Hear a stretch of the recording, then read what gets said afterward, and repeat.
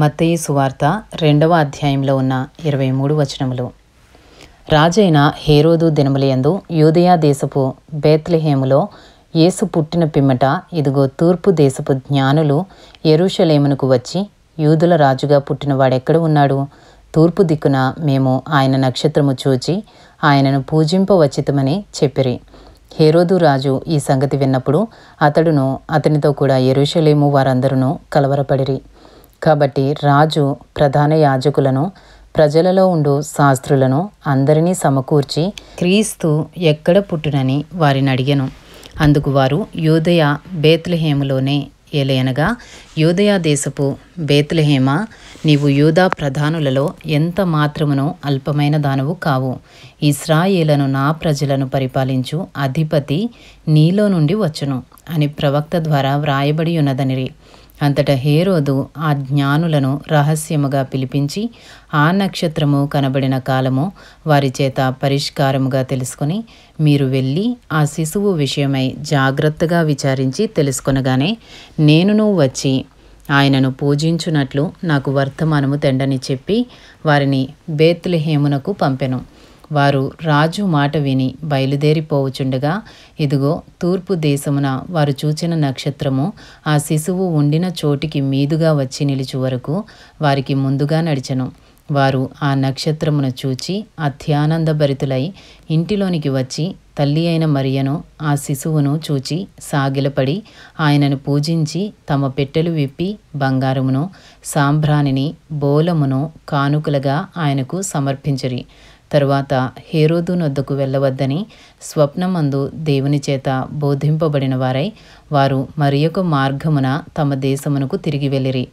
వారు వెళ్ళిన తరువాత ఇదిగో ప్రభువు దూత స్వప్నమందు యోసేపునకు ప్రత్యక్షమై, హేరోదు ఆ శిశువును సంహరింపవలెనని ఆయనను వెతకబోవుచున్నాడు గనుక నీవు లేచి ఆ శిశువును ఆయన తల్లిని వెంటబెట్టుకుని ఐగుప్తునకు పారిపోయి నేను నీతో తెలియజెప్పు వరకు అక్కడనే ఉండుమని అతనితో చెప్పెను. అప్పుడతడు లేచి రాత్రివేళ శిశువును తల్లిని తోడుకుని ఐగుప్తునకు వెళ్ళి ఐగుప్తులో నుండి నా కుమారుని పిలిచితిని అని ప్రవక్త ద్వారా ప్రభువు సెలవిచ్చిన మాట నెరవేర్చబడినట్లు హేరోదు మరణము వరకు అక్కడ ఉండెను. ఆ జ్ఞానులు తన్ను అపహసించిరని హేరోదు గ్రహించి బహు ఆగ్రహము తెచ్చుకుని తాను జ్ఞానుల వలన వివరముగా తెలుసుకున్న కాలములను బట్టి బేత్లెహేములోను దాని సకల ప్రాంతములలోనూ 2 సంవత్సరములు మొదలుకొని తక్కువ వయసు గల మగపిల్లలనందరినీ వధించెను. అందువలన రామాలో అంగలార్పు వినబడెను, ఏడ్పును మహారోదన ధ్వనియు కలిగెను.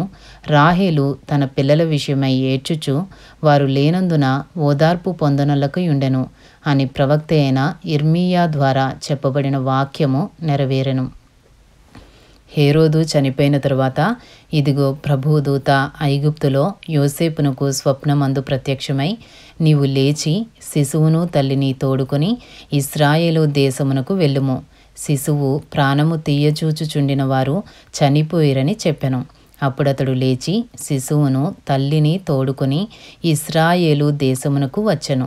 అయితే అర్కెలాయు తన తండ్రి అయిన హేరోదునకు ప్రతిగా యూదయ దేశము ఏలుచున్నాడని విని అక్కడికి వెళ్ళవెరచి స్వప్నమందు దేవుని చేత బోధింపబడిన వాడై గలిలయ ప్రాంతములకు వెళ్ళి నజరేతను ఊరికి వచ్చి అక్కడ కాపురముండెను. ఆయన నజరేయుడనబడునని ప్రవక్తలు చెప్పిన మాట నెరవేరునట్లు ఈలాగు జరిగెను. ఇంతటితో మత్తయి సువార్త 2వ అధ్యాయంలో ఉన్న 23 వచనములు పూర్తి చేయబడినవి.